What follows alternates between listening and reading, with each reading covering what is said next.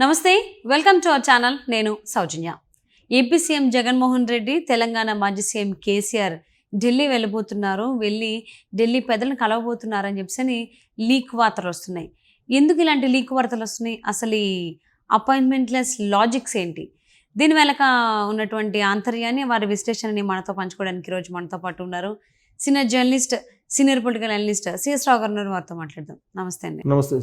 జగన్మోహన్ రెడ్డి అలాగే కేసీఆర్ ఢిల్లీ వెళ్ళబోతున్నారు, but appointment అయితే లేదు, ఆయన కానీ వెళ్తున్నారు అన్నట్టుగా లీక్లు వస్తున్నాయి. అసలు ఈ అపాయింట్మెంట్లెస్ మీటింగ్స్ కోసం వెళ్ళడానికి ఏంటి వెనుకున్నటువంటి ఆంతర్యం ఏంటి? రాజకీయ నాయకులు ఒక లీక్లు ఇచ్చినా లేదంటే ఏదన్నా మాట్లాడినా డెఫినెట్గా దాని వెనుక ఒక పెద్ద లాజిక్కే ఉంటుంది. లాజిక్ లెస్గా ఎప్పుడు కూడా రాజకీయ నాయకులు మాట్లాడడం కానీ లీకులు ఇవ్వడం కానీ జరగదు.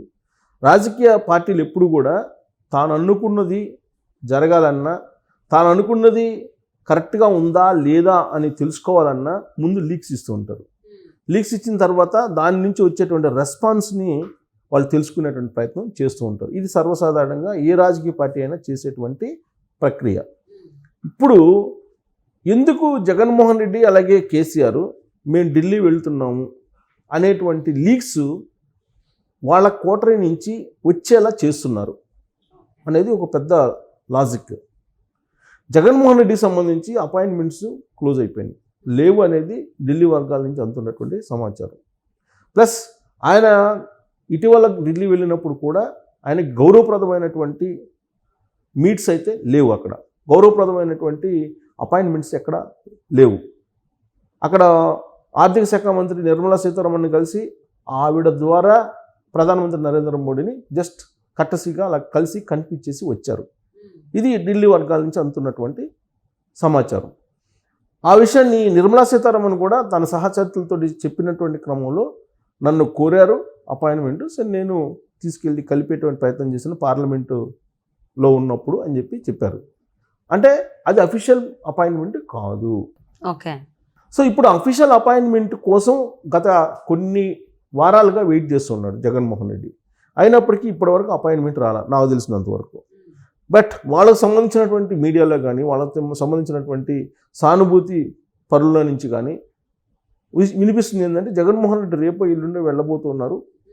బీజేపీ, జనసేన, తెలుగుదేశం పార్టీ పొత్తు కుదిరినటువంటి సమయంలో ఇప్పుడు జగన్మోహన్ రెడ్డి ఏదో వెళ్ళేసి ఆపేస్తారు అనేటువంటి యాంగిల్లో మాట్లాడుతున్నారు.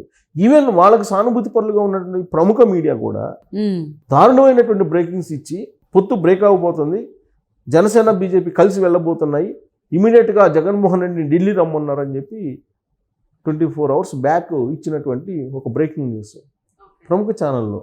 అంటే ఏ విధంగా వీళ్ళు మైండ్ గేమ్ ఆడుతున్నారు, లీక్స్ ఇస్తున్నారు అనేదానికి అదొక నిదర్శనంగా చెప్పుకోవచ్చు. సో జగన్మోహన్ రెడ్డి ఢిల్లీ వెళ్ళి ఎవరిని కలవాలనుకుంటున్నారు అనే దాని మీద స్పష్టత రాలేదు, ఎందుకు కలవాలనుకుంటున్నారు అనే దాని మీద స్పష్టత రాలేదు.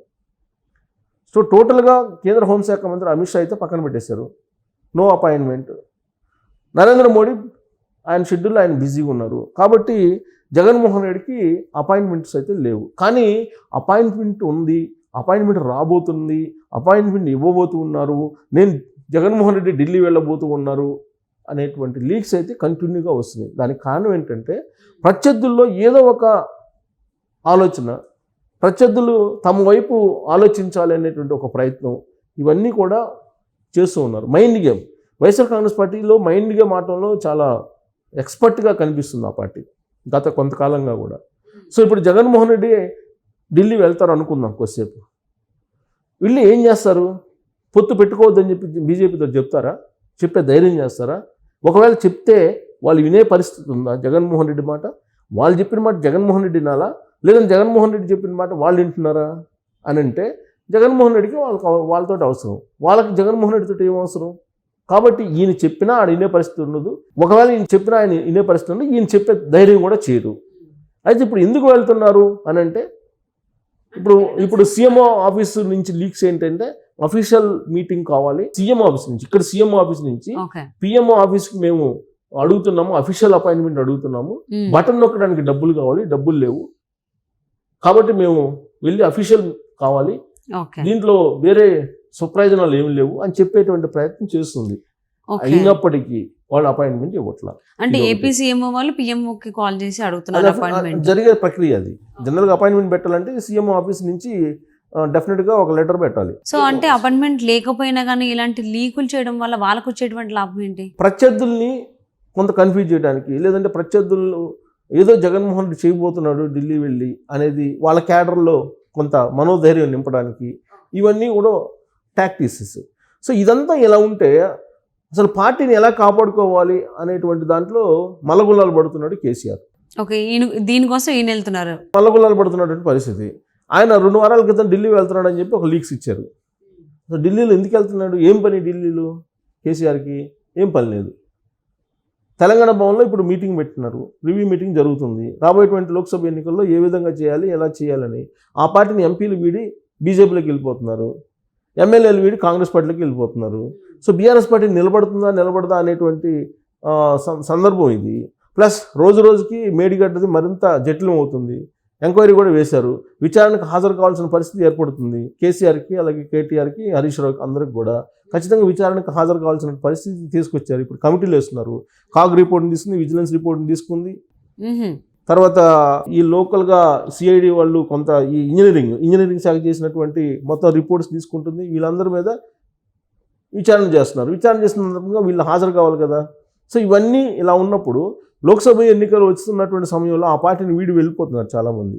సో ఇప్పుడు నేను ఢిల్లీ వెళ్తున్నాను అనగానే వెంటనే వచ్చే లీక్ ఏంటంటే బీజేపీతో పొత్తు కోసం వెళ్తున్నానని చెప్పి వాళ్ళే చెప్తారు. ఓకే, అంటే లీక్స్ ఇస్తారు అనఫిషియల్గా.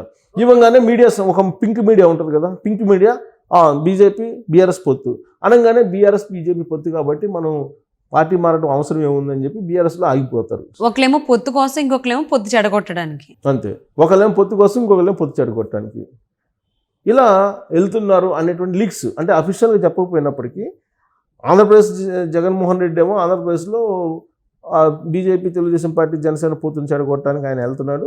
ఆయన వెళ్ళంగానే నరేంద్ర మోడీ నువ్వు చెప్పినట్టు నేను చేస్తానని చెప్పి ఈయన అంగీకరిస్తున్నట్టు ఇవన్నీ లీక్స్ గందరగోళం చేసి దాన్ని బ్లూ మీడియా చేస్తుంది. ఇక్కడేమో పింక్ మీడియా ఉంది. పింక్ మీడియా ఏం చేస్తుంది? కేసీఆర్ వెళ్ళాడు, బీఆర్ఎస్ అలాగే బీజేపీ పొత్తు పెట్టుకుంటున్నాయని చెప్పి చెప్పేటువంటి ప్రయత్నం. అంటే ఈ పార్టీ క్లోజ్ కాకుండా మనుగడ సాగించాలి కదా. సో మనుగడ సాగించాలంటే ఆల్రెడీ ఇప్పుడు బీజేపీతో పొత్తు ఉందని అంటేనే నిలబడిద్ది, అదర్వైజ్ నిలబడే అవకాశమే లేదు. అందుకని ఈయన లీక్స్ ఈయన ఇస్తున్నాడు, ఆయన లీక్స్ ఆయన ఇస్తున్నాడు. ఇదంతా కదా పొలిటికల్ గేమ్లో భాగంగా ఈ ఢిల్లీ టూర్ అనేదాన్ని గత కొన్ని వారాల నుంచి నలిఫై చేస్తున్నారు ఇద్దరు. ఆయన మాజీ సీఎం, ఈయనేమో సీఎం ప్రస్తుతం. సో 2 నెలలు ఏమవుతుందో తెలియదు. కానీ వీళ్ళిద్దరు మాత్రం ఢిల్లీ పేరు చెప్పి రాజకీయాలను నడపడంలో నిష్ణాతులుగా మారిపోయారు. ఆ ఢిల్లీ టూర్ అనేదాన్ని రాజకీయ కోణం నుంచి మలుచుకుంటున్నారు అనుకూలంగా. ఓకే, సో ఒకవైపు ఏమో మాజీ సీఎం, ఇంకోవైపు ఏమో ప్రజెంట్ సీఎం, ఇద్దరు కూడా పొత్తుల కోసమే ఢిల్లీ వెళ్తున్నాం అనేటువంటి లీకులు ఇస్తున్నారు. మరి ఈ లీకులు వాళ్ళకి తిరిగి బూమరంగ్ అయ్యేటువంటి అవకాశం ఉందా ఏంటంటే చూద్దామని రాబోయేటువంటి రోజుల్లో. And thank you so much for spending your valuable time with us, రావు గారు. Thank you.